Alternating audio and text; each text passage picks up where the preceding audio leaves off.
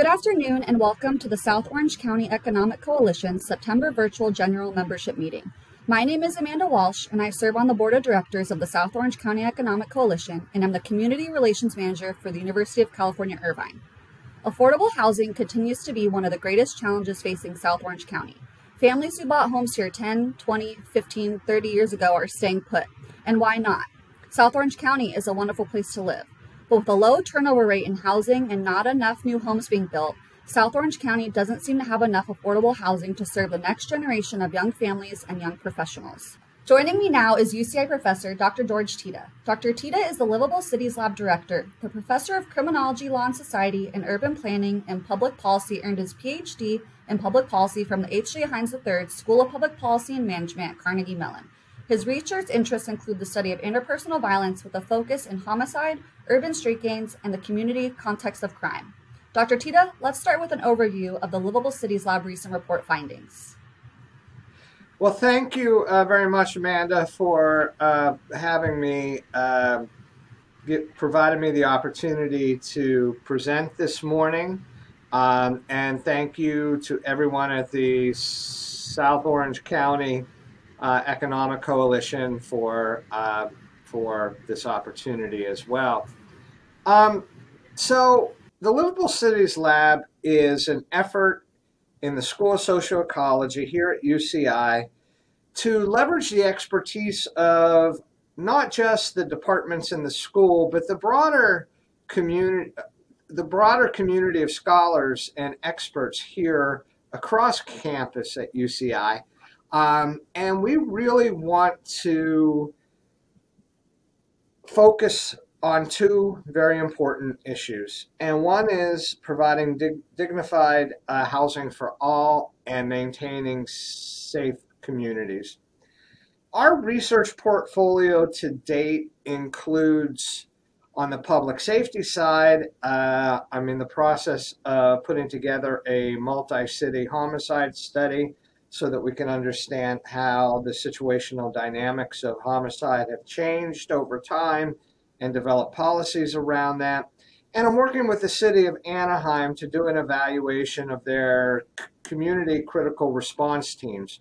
These are efforts to engage individuals experiencing homelessness or other behavioral issues, not so that we put another mark on somebody's criminal record, not so that we put somebody into jail, but it's an effort through a partnership with CityNet to move people into getting the services they need. And on the housing side, I've done a brief process study with Mercy House to understand how they go about repurposing properties owned by faith-based institutions in Orange County into affordable housing. And what I want to talk really about today is the impact of affordable housing on crime and property values. The Orange County Affordable Housing Study is not me alone. I worked with my colleagues here in the Department of Criminology, Law and Society, John Hipp and Emily Owens, both professors, as well as expert assistants from our graduate students, Clarissa Iliff and Seth Williams. And really, our goal was very simple. What happens in the period after opening affordable housing to housing prices? Do they go up? Do they go down? And similarly, what happens after opening affordable housing on crime and safety? We know from the broad research conducted throughout the United States that at worst, there's no impact of following the opening of affordable housing. But that being said, this is Orange County, so nobody wants to hear about findings from Columbus, Ohio, Cleveland, Ohio, Austin, Texas, the Bay Area, Chicago, or even our neighbor to the south, San Diego. And it's understandably so, because these communities um, there are individuals are concerned about what's going to happen to their community, and they believe their community is different. So we were charged with researching this question. I won't get into, for the sake of time, all of the details of our research. You can absolutely contact me for the executive summary of the report. But basically, when we talk about affordable housing in this study, we're talking about everything with the exception of emergency temporary shelters. And this is a map of the locations of affordable housing in Orange County. And so you can see right away that there is a little bit of clustering going on here. There's a bit of a north-south divide, if you will. So if we go, my colleague did this map. This is basically a kernel density map, or a hotspot. And this really shows where there's more concentration of affordable housing. And while affordable housing is spread all throughout the county, it is clearly more concentrated in the northern areas of Orange County. I'm not going to break down each one of these measures, but just suffice to say that we can look at where affordable housing is located and characterize places in terms of the socioeconomics of the census tracts. And we find that on average, places with affordable housing have lower median household income, slightly larger households, fewer homes valued above $750,000. This is not causal. I'm not suggesting that you put in the affordable housing and this is the end result. I'm saying this is basically just the landscape of what we find today. So what this does do is it supports the notion, however, of deconcentration, and that it's probably not fair to continue to place and concentrate affordable housing in those areas that are already impacted by such housing. Okay, in one slide, this demonstrates the finding with regard to the impact of affordable housing on home values. Now, what we've done here, and this is very important, is we looked at the 3 years of home sales before the opening of affordable housing and versus the 3 years afterwards. Now, it would be unfair to do this if, say, a property opened in 2010 versus a property that opened 3 years ago, because of the very different markets. So we were very careful to residualize the housing values. And this allows us to compare any home price, any change anywhere along the study period of 2000 through 2020, and ensure that we are not capturing any idiosyncratic changes to the market, whether it's the crash of the 2008 or the boom that we've had in recent years. And as you can see from this diagram, we are talking about very local impacts. We are not studying citywide or even census tracts. We are looking in buffers of 0.2 of a mile, a half mile, 1 mile, and 2 miles. And what I think is really striking is that you find that housing prices in the 3-year period after after affordable housing, we see an almost $16,000 increase in prices just adjacent to those. And that kind of tapers off the further we move from affordable housing, but it's always positive. And let me just show you again. So 2001 to 2020, this is overall housing prices.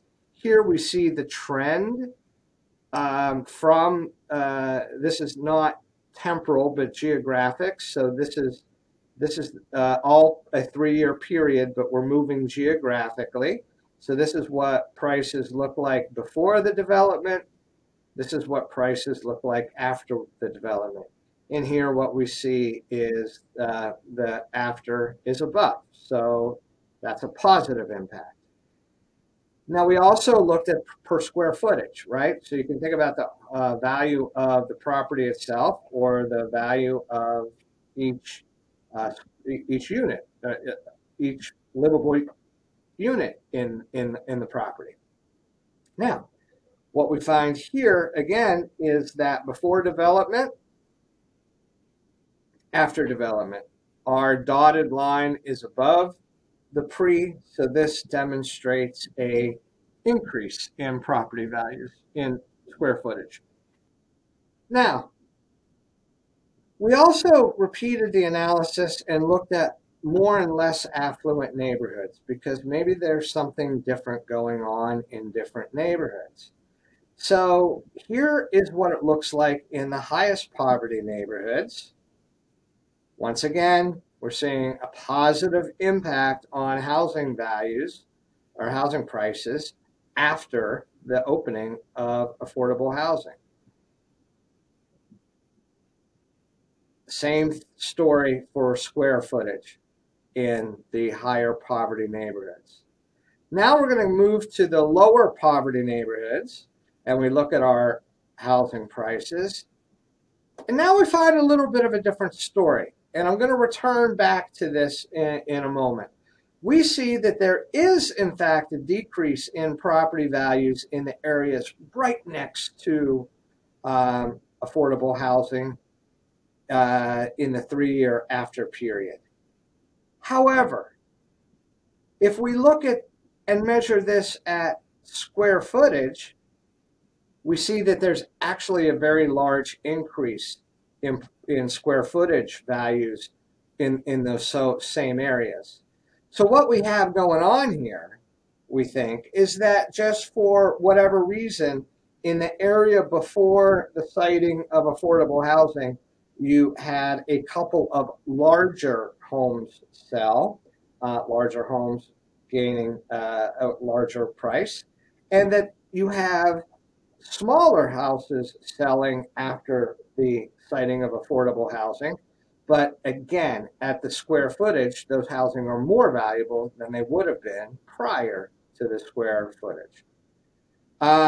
Okay, so to summarize, the data do not support concern that affordable housing lowers home values.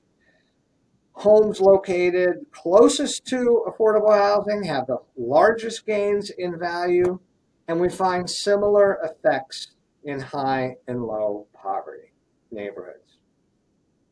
Okay, moving along to crime. A second concern is that if you put affordable housing in my neighborhood, my crime rate, we're going to have more crimes. Now we're going to look at aggravated assault, robbery, burglary, motor vehicle theft, and larceny. We look at overall crime trends, and then once again, we'll look at the higher and lower poverty levels. And so we're now looking at 0 to 2, 2 to a half mile, and up to 1 mile. What we find here is that for aggravated assaults, there's a very small decrease right next to the areas where affordable housing has opened. If we look at robbery, once again, the post line is below the pre, That means robberies are falling after the citing of affordable housing. Burglary, before, after, once again, lower. I could continue to do this for all of the different measures and high and lower poverty areas, and I would show you basically the same story. But let's show one that doesn't fit that narrative, and that is motor vehicle theft before the opening of affordable housing versus after. Now, for the first time, we see that there are more vehicle thefts after the opening of affordable housing. But again, just as we found that one finding that with pertaining to housing values, we have to put this into perspective.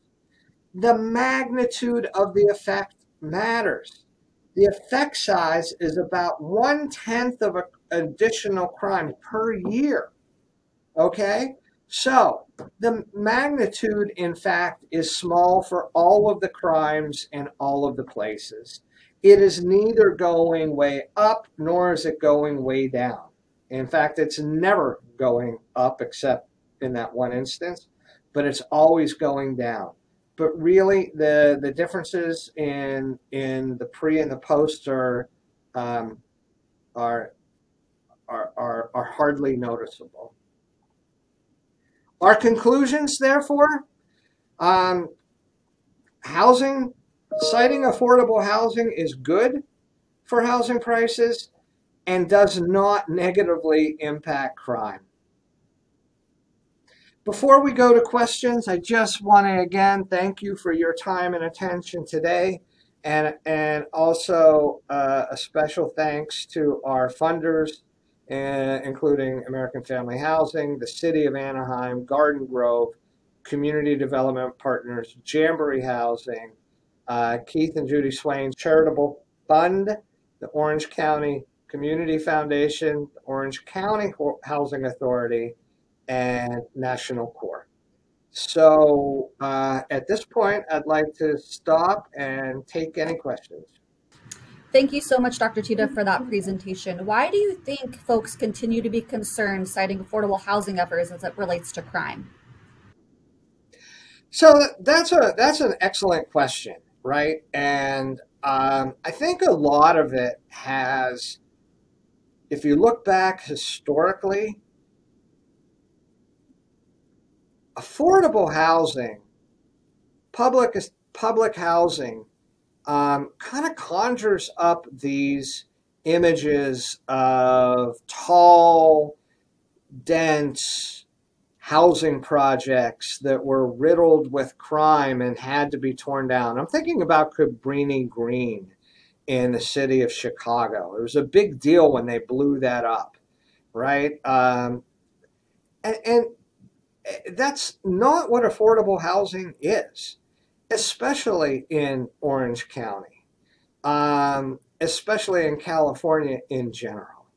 That the style of affordable housing fits right in with the community, the character of the places that it's being built. And I would invite anybody to come out here to Irvine, which, by the way, has more affordable housing units than any other city in Orange County, and for 16 years running has the lowest crime rate in the United States. So come on out here and we'll drive down the street and you pick out where the affordable housing is. I think it's this. It's this fear of others. It's fear of what people perceive or think affordable housing is versus the reality of what it actually is. Do you think we should encourage converting underutilized commercial or retail properties to residential or mixed-use residential developments? Hey, that's a great question. I like to tell everybody when I talk about this research that my expertise is really in the area of crime reduction and especially gun violence reduction. And I've been working with local law enforcement and community groups for 2.5 decades on these sorts of issues. And we've become smart enough to realize that we cannot arrest our way out of a problem. Anytime we see a spike in violence, that simply arresting our way or more arrests is not going to solve the problem. Um, for reasons that I'm not going to get into, which would be just another presentation, we're not going to build our way out of the problem in Orange County, Southern California, California, or many other impacted housing markets. But especially California, where permitting is such a long process. And we have to think about innovative solutions to matching individuals to provide more housing, whether it's hotel conversions, whether it's more campus dorm-like living. I think we need, given that we can't build our way out of this problem in California, we're going to need some innovative solutions. We've seen lasting, I believe, impacts on the way people work, the way people shop, the way people congregate because of the pandemic. And I think it's going to have a meaningful impact on real estate, and certain kinds of real estate may go underutilized that could be perfect for housing. When you were comparing the before and after data of the siting of affordable housing, I think much of the report's findings might be a surprise to some. What was the most interesting result to you that the report yielded? So I, I don't want to sound smug, but actually there was nothing surprising about the findings. If we look at what was recently found in the northern suburbs of Virginia around Washington, D.C., Cook County, Chicago, our neighbors to the south in San Diego County. There have been study after study after study that shows that affordable housing and citing it is not not going to negatively impact the local community. Now we may think about Orange County exceptionalism. Maybe there was this belief that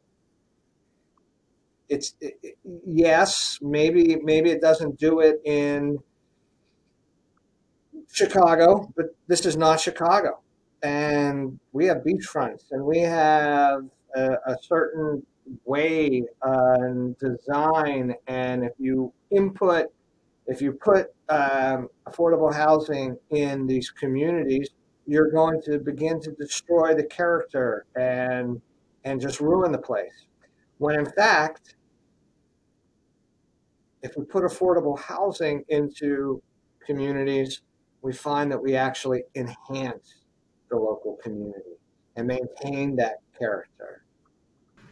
And one final question, Dr. Tita. The information revealed in your presentation in the Livable Cities Lab report, I think, debunks much of the community's belief about the negative effects of affordable housing. How can the South Orange County Economic Coalition help you distribute the information found in the Livable Cities Lab report? Well, I would love if anybody that would like for me to come and make a presentation to a local community group or chamber, get me in front of your local politicians. I would really ask that you reach out via email or through Amanda, and I just want to carry the message forward, and the most important thing as we go forward is a partnership. Sometimes academics can be viewed as being on a hilltop. My mission for the Livable Cities Lab is to come down off of that hilltop and partner with you and to provide expertise and research. And let's build a better Orange County for all together. Well, Dr. Tita, thank you so much for joining us here today. And if you want to learn more about the South Orange County Economic Coalition, please go to our website, www.economiccoalition.com. Thank you, and we'll see you again soon.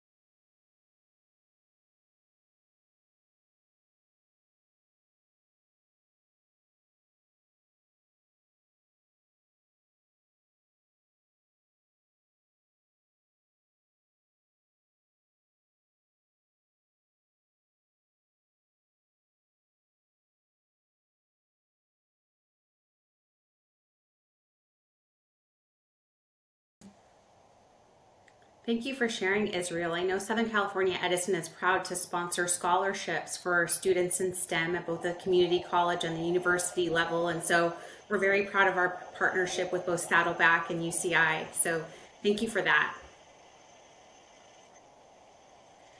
So there's some more excitement at UCI. The Rams are back for training camp, but this year they're bringing some hardware with them. They are Super Bowl champion Rams. Has there been a lot of buzz with them on campus again this year for training camp? So yeah, the Rams were here. They spent the first part of August doing their training camp. It's always big excitement on campus when the Rams are in town. Thousands of fans make their way to campus during the training camp. I had an opportunity to go over and spend a little bit of time watching them practice, and it's great excitement. It's great family fun. Just a good all-around experience. Always creates a lot of excitement and energy on campus. Yeah, I can attest to that. My dad and nephew went and they took pictures and, it looked like a great time. Yeah, it's always fun. So as we wrap up the show and you kick off the school year, Israel, is there anything else that you want our viewers to know? Well, we're just excited as a college to welcome all our students back on campus, return on campus. And we welcome them with open arms. We have all kinds of services available for them. And we're looking forward to a very, very successful year with our students.